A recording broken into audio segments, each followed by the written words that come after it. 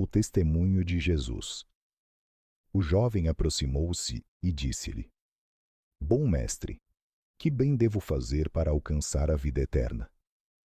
Jesus respondeu: Se queres entrar na vida, guarda os mandamentos.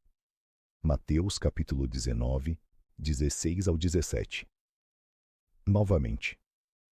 Então um deles, que era doutor da lei, fez-lhe uma pergunta para o pôr à prova, dizendo: Mestre, qual é o maior mandamento da lei?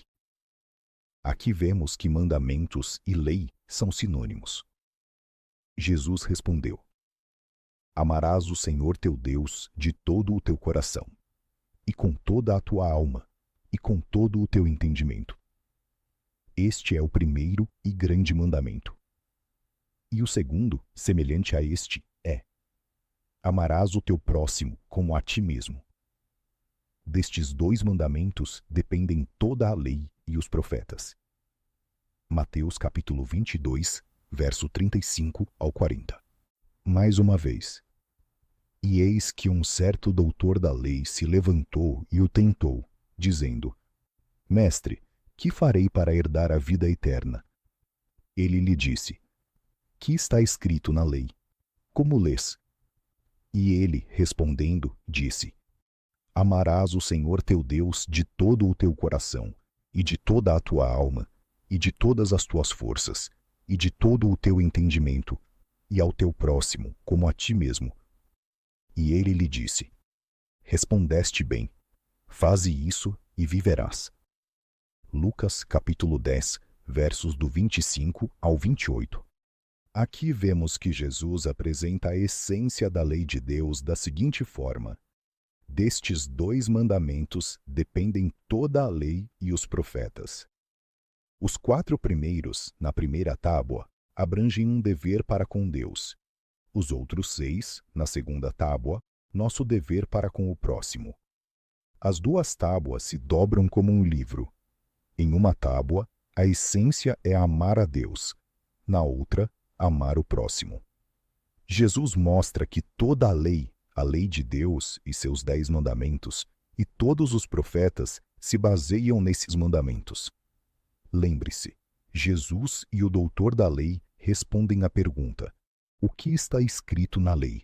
Referindo-se claramente a todos os mandamentos escritos de Deus, dos quais a lei de Moisés não se refere. O novo mandamento que Jesus deu à igreja não está incluído aqui, pois só foi dado após a sua última ceia. João capítulo 13, verso 34. Ame a Deus e ame o seu próximo. Também sustenta todos os profetas.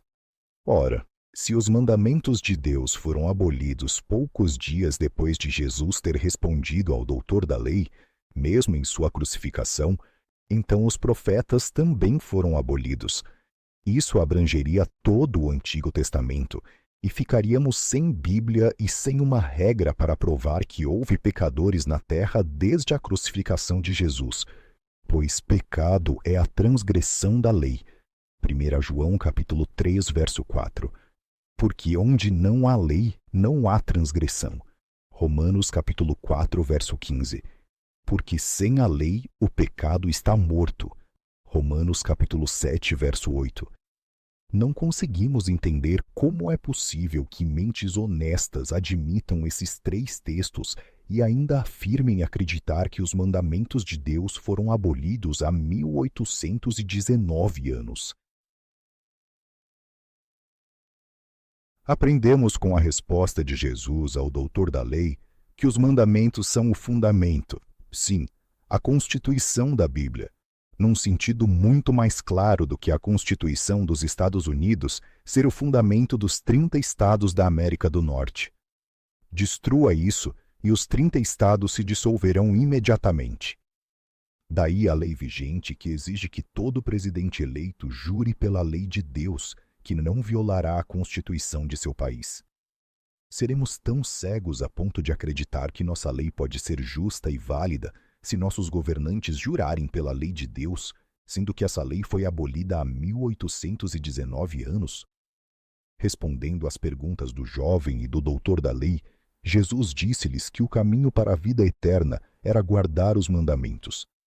Como poderíamos encontrar caminho se não houver nenhum? Será que nosso Senhor morreu para salvar os homens e então lhes indicaria um caminho assim para seguirem? Não, não. Ele nos deu toda a lei de Deus para nos guiar à vida eterna, e o homem não pode encontrar outro caminho. Mas chegaremos ao teste, o sermão de Jesus no monte. Depois de dizer muitas coisas, todas em seu devido lugar para nós, ele diz: Não penseis que vim destruir a lei ou os profetas. Não vim destruir, mas cumprir. Porque em verdade vos digo que até que o céu e a terra passem, nenhum jota ou um tio jamais passará da lei, sem que tudo seja cumprido. Mateus, capítulo 5, versos 17 e 18. Aqui está uma linguagem mais forte que os pilares do céu, que afirma que um jota da lei de Deus não pode ser abolido enquanto o céu e a terra permanecerem. Nossos oponentes tentam contornar isso, dizendo que Jesus cumpriu toda a lei e a aboliu. Com uma regra como essa para nos guiar, toda a lei que guardamos ou cumprimos ontem não nos obrigaria hoje. Portanto, nossos governantes teriam que estar continuamente ocupados abolindo a lei de ontem e promulgando novas para hoje. Bendito seja Deus, temos uma regra mais perfeita no Novo Testamento. Veja Gálatas capítulo 5, verso 14, Tiago capítulo 2, verso 8, Romanos capítulo 13, versos do 8 ao 10. Amar uns aos outros é o cumprimento da lei para com o nosso próximo, e compreende 6 princípios sagrados, chamados por Jesus de segundo mandamento. Amar a Deus com toda a nossa alma e mente compreende os 4 primeiros princípios sagrados, completando os 10. Quando Jesus diz, nenhum jota passará, ele se refere a tudo, nosso dever para com Deus e nosso dever para com o nosso próximo. Quando os homens puderem provar que o céu e a terra passaram, então será o momento de procurar por um único jota da lei de Deus que fale, e não antes. Quão estranho é dizer que a lei de Deus falhou ou foi abolida, e ainda assim nossos governantes não conseguem manter o povo em submissão sem aplicá-la. Não seria uma clara contradição em termos dizer que a lei de Deus ainda está em vigor e ao mesmo tempo insistir que a letra ou o preceito foram abolidos há 1819 anos? Jesus guardou os mandamentos de seu Pai até o último dia de sua missão na terra. João, capítulo 15, verso 10. E seus discípulos, 9 horas após a crucificação, estavam guardando o 4º mandamento, segundo a sua letra ou preceito. Lucas, capítulo 23, verso 56. Aqui está, mais uma vez, uma prova clara de que eles não foram abolidos quando Jesus foi crucificado. Voltemos agora a Mateus, capítulo 5, verso 19. Jesus continua a falar sobre a lei e diz: Portanto, qualquer que violar ou ensinar outros a violarem este mandamento, ainda que seja o menor deles, não terá valor algum no reino dos céus. Mas qualquer que os praticar ou ensinar será altamente valorizado no reino dos céus. Na tradução de Campbell, o reino dos céus ainda está no futuro, e a palavra qualquer inclui todos, tanto judeus quanto gentios. Quão claro fica neste versículo que Jesus não ensinou a abolição da lei de seu Pai em sua crucificação, mas a impôs a toda a família humana, até o reino dos céus.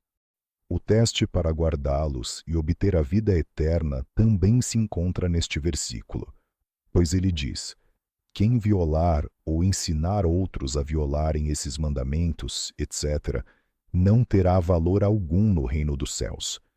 Mas todos aqueles que os praticarem e os ensinarem serão altamente estimados no reino dos céus. Não podemos ser feitos reis e sacerdotes para Deus, a menos que sejamos estimados. Portanto, todos aqueles que violarem conscientemente os mandamentos de Deus não reinarão no céu. Louvado seja o Senhor! Decidimos obedecer e reivindicar esta bendita promessa. Mas nos dizem que esses não são os mandamentos de Deus, mas sim os mandamentos do Novo Testamento. Não encontramos nenhum nome semelhante para uma lei que substitua a lei de Deus. Prestemos atenção ao sermão de Jesus. Ele tornará tudo claro. Ouvistes o que foi dito aos antigos: não matarás. Versículo 21. Ouvistes o que foi dito: não adulterarás. Versículo 27.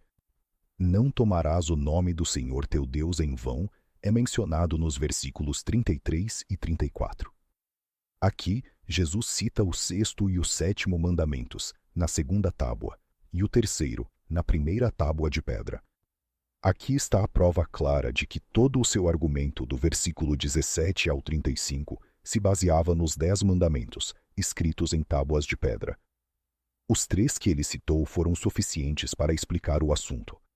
Agora, vejamos a conclusão do seu sermão, em Mateus, capítulo 7, versos do 24 ao 27.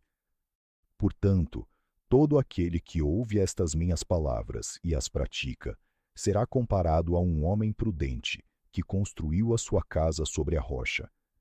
Caiu a chuva, vieram as enchentes, sopraram os ventos e bateram com ímpeto contra aquela casa, e ela não caiu, porque estava alicerçada sobre a rocha. Mas todo aquele que ouve estas minhas palavras e não as pratica, será comparado a um insensato, que construiu a sua casa sobre a areia, e esta caiu, e foi grande a sua queda. Isso, naturalmente, refere-se a todo o seu sermão, abrangendo todos os mandamentos de Deus. Quem não preferiria estar sobre rocha sólida do que em areia movediça, quando a chuva cai, as enchentes chegam e os ventos sopram? O testemunho de 3 apóstolos inspirados após a crucificação. Que fique bem claro que todos os que ensinam que os mandamentos de Deus foram abolidos e não são ensinados no Novo Testamento, ensinam que sua abolição data da crucificação. Quando ocorreu a crucificação? Nós dizemos, na primavera de 31 depois de Cristo. Este é, portanto, o ponto de partida deles. Primeiramente, apresentaremos o testemunho do apóstolo aos gentios, Romanos 7, a partir do versículo 6. Aqui nos é dito que há prova de que a lei está morta. Por favor, leiam este versículo com a leitura marginal, e ficará claro que nós, sob o Evangelho, estamos mortos para aquela lei de sacrifícios e ofertas na qual éramos mantidos presos, mas agora estamos separados da lei, conhecida com escritos de Moisés, e não a lei que está morta.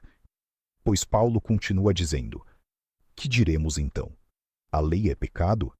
De maneira nenhuma. Mas eu não teria conhecido o pecado senão por meio da lei, pois eu não teria conhecido a cobiça se a lei não dissesse: não cobiçarás. Este é o 10º mandamento. Porque outrora eu vivia sem a lei, mas vindo o mandamento, reviveu o pecado, e eu morri. Porque sem a lei o pecado estava morto, e o mandamento que era para a vida, descobri que era para a morte. Romanos capítulo 7, versos do 8 ao 10. Aqui, Paulo mostra que o mandamento, ordenado para a vida, ainda tinha poder suficiente para matar o pecado nele, ou ele acabaria morrendo como pecador. E é isso que acontecerá com todos nós. Ou matará o pecado em nós, ou nos matará. Porque o pecado é a transgressão da lei. Portanto, a lei é santa, e o mandamento é santo, justo e bom. Acaso se tornou morte para mim aquilo que é bom? De maneira nenhuma. Mas o pecado, para que se manifestasse como pecado, operou a morte em mim por meio do que é bom, para que o pecado, pelo mandamento, se tornasse extremamente pecaminoso. Romanos capítulo 7, versos 12 ao 13. Como Paulo deixou perfeitamente claro, com base em sua própria experiência e na experiência de todos os outros, que o pecado é o oposto da santa lei de Deus, e sempre o será, enquanto adorarmos espiritualmente, isto é, pela fé. E mais, porque, segundo o homem interior, tenho prazer na lei de Deus. Versículo 22. Entenderemos isso como algo relacionado ao coração? Não, não. Ouçam-no. Dou graças a Deus por Jesus Cristo, nosso Senhor. Assim, pois, eu mesmo, com a mente, sirvo a lei de Deus. Versículo 25. Quão convincente para todos é que é com a mente, com as faculdades intelectuais, que servimos a lei de Deus, e não com o coração, que é a sede da vida. A mente é o lugar marcado na Bíblia para o selo, para a profissão. Anulamos então a lei pela fé? De modo nenhum. Ao contrário, confirmamos a lei. Romanos capítulo 3, verso 31. Por meio da fé, entendemos que isso significa nosso modo de adoração sob o Evangelho, em contraste com o de Moisés sob sua administração. Assim, a lei é estabelecida simplesmente por cremos nela e a obedecemos. Vejamos agora a data desta carta aos Romanos. 60 depois de Cristo. Subtraindo-se a data da crucificação, 31 depois de Cristo, quando nossos oponentes afirmam que a lei de Deus foi abolida, temos 29 anos após essa data, demonstrando sem medo de contradição que a lei é santa e o mandamento é santo, justo, bom e ordenado para a vida, e espiritual, e isso é mediante a fé, após a ascensão de Jesus, e que o próprio Paulo, com sua mente, a serviu ou aguardou e se deleitou nela, e diz: ela é estabelecida pela fé sob o Evangelho. Segundo o testemunho de Tiago, se cumprirdes conforme a Escritura, a lei real, amarás o teu próximo como a ti mesmo, bem fazeis. Mas se fazeis acepção de pessoas, cometeis pecado, e sois condenados pela lei como transgressores. Porque qualquer que guardar toda a lei, mas tropeçar em um só ponto, torna-se culpado de todos os pontos. Porque aquele que disse, não adulterarás, disse também, não matarás. Ora, se não adulterares, mas matares, tornaste-te transgressor da lei. Falai assim e agi assim, como quem há de ser julgado pela lei da liberdade. Tiago, capítulo 2, versos do 8 ao 12. Tiago citou aqui o 6º e o 7º mandamentos da lei de Deus para provar que, se violarmos um deles ou qualquer ponto da lei, seremos culpados de todos. Também que seremos julgados por esta lei real da liberdade. Por que ela é chamada de lei perfeita? Resposta: porque é uma aliança completa, inquebrável e imutável em todos os seus preceitos. Por que é chamada de lei real da liberdade? Resposta: porque veio do Rei Eterno e foi dada a todos os seus súditos no universo, sem limites ou restrições, porque eles serão julgados por ela. Portanto, esta não pode ser uma lei indefinida, chamada por nossos oponentes de Lei do Novo Testamento, Lei da Graça, etc., mas sim uma lei que todos terão que enfrentar no julgamento. É também o oposto do jugo da escravidão. Veja Gálatas, capítulo 5, verso 1. Esta carta de Tiago é datada de 60 depois de Cristo, o mesmo ano em que Paulo escreveu sua epístola aos Romanos. Agora o terceiro, o testemunho de João. Irmãos, não vos escrevo um mandamento novo, mas um mandamento antigo, que tendes desde o princípio. O mandamento antigo é a palavra que ouvistes desde o princípio. 1 João, capítulo 2, verso 7. No versículo 13 e em 1 João, capítulo 1, verso 1, e também em seu evangelho, João, capítulo 1, verso 1, vemos ainda o que ele quer dizer com princípio. Portanto, aprendemos que ele está falando do 4º mandamento, dado no 7º dia da criação. Sabemos que objeções são levantadas aqui, mas acreditamos que será difícil provar que qualquer outro além do mandamento do sábado existia no princípio da criação. João faz uma distinção clara entre este mandamento antigo, desde o princípio, e o novo, desde o início do Evangelho. Escrevo-vos novamente um novo mandamento, o qual é verdadeiro nele e em vós. Aquele que ama seu irmão permanece na luz, etc. 1 João, capítulo 2, versos do 8 ao 11. Sabemos que este novo mandamento veio de Jesus para a igreja. Ver João, capítulo 13, versos do 34 ao 35. Mas o antigo, desde o princípio, vindo do Pai, foi dado a todo aquele que estivesse disposto a recebê-lo. Nisto conhecemos que amamos os filhos de Deus, quando amamos a Deus e guardamos os seus mandamentos. Porque este é o amor de Deus, que guardemos os seus mandamentos, e os seus mandamentos não são penosos. 1 João, capítulo 5, versos 2 e 3.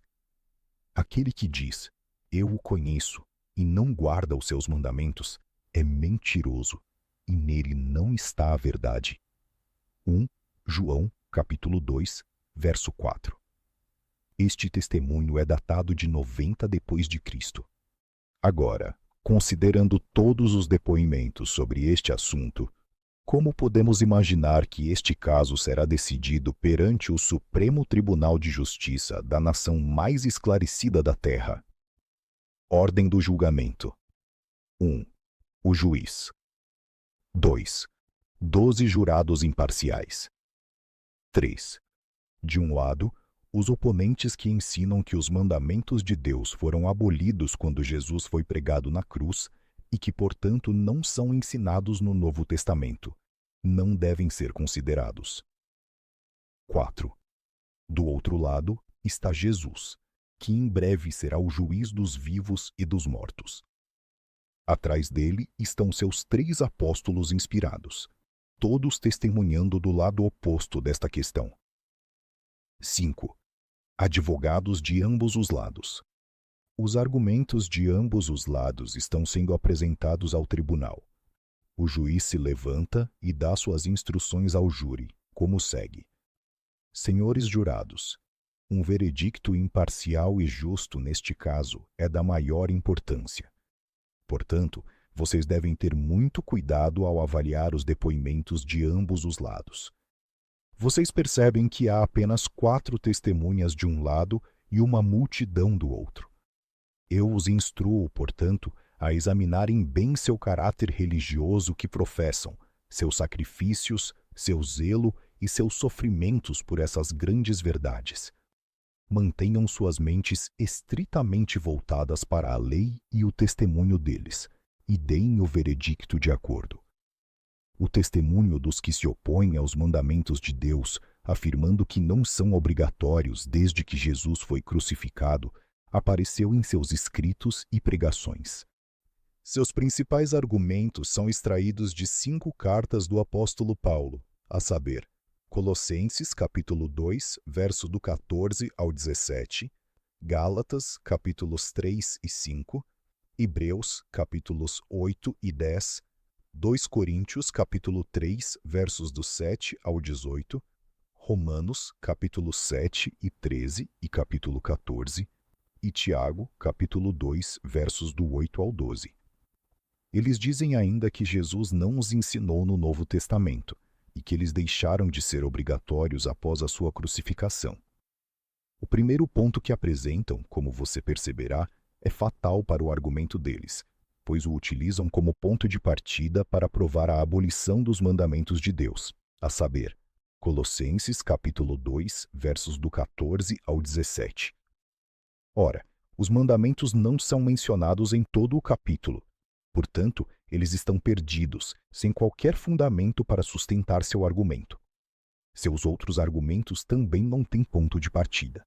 Eles podem pedir uma nova audiência para demonstrar que se referiam especificamente aos dias de sábado, em Colossenses 2, verso 16. Mas observem que a abolição de todos os mandamentos de Deus é o assunto em questão no caso em análise. Portanto, tal pedido seria inadequado. Se tivessem outro objetivo em vista, como apagar o 4º mandamento, o do sábado, vocês teriam justa causa para suspeitar de todo o testemunho deles, pois ele, assim como o ponto de partida, é suposição, Se, por outro lado, vocês descobrirem que eles sacrificaram bens materiais, salários, prazeres mundanos e o louvor dos homens, isso provará, no mínimo, a sinceridade deles. Coloque tudo isso na balança. Apresentaremos agora alguns dos principais pontos do testemunho do Novo Testamento. O Senhor Jesus Cristo. Ele demonstra: 1. Que toda a lei e os profetas se fundamentam nos mandamentos de Deus. Portanto, a Bíblia não poderia se sustentar sem eles. 2. Que o jovem e o doutor da lei foram ambos instruídos a guardar os mandamentos, na lei, para alcançarem a vida eterna. 3. Que o céu passe antes que um só tio da lei deixe de existir. Mateus, capítulo 5, verso 18. 4. Que os mandamentos são um teste para o reino dos céus, quando violados conscientemente. Versículo 19, tradução de Campbell. 5. Que eles deviam ser guardados até o início do reino dos céus. 6. Que todo aquele que os praticasse e os ensinasse fosse altamente estimado no reino dos céus. 7. Que eram os mandamentos de Deus em sua lei, conforme o capítulo 5, versículos 21, 27, 33 e 34. Observe com especial atenção. Ele os guardou. Veja João, capítulo 15, verso 10. Aqui, observem com atenção que a veracidade e o caráter desta testemunha são irrepreensíveis, que seus sacrifícios foram tais que ele não tinha onde reclinar a cabeça, que ele finalmente selou este testemunho, que é a aliança eterna, com seu próprio sangue. Hebreus capítulo 10, verso 29, capítulo 13, verso 20. Sejam cuidadosos e ponderem cada ponto do testemunho desta testemunha. Continua. Revista do Segundo Advento e o Arauto do Sábado. Série audiobook no YouTube. Se este conteúdo foi uma bênção para você, curta, compartilhe e deixe seu comentário. Inscreva-se no canal para acompanhar os próximos estudos bíblicos em audiobooks dos pioneiros. Faça parte conosco da preservação das verdades eternas adventistas.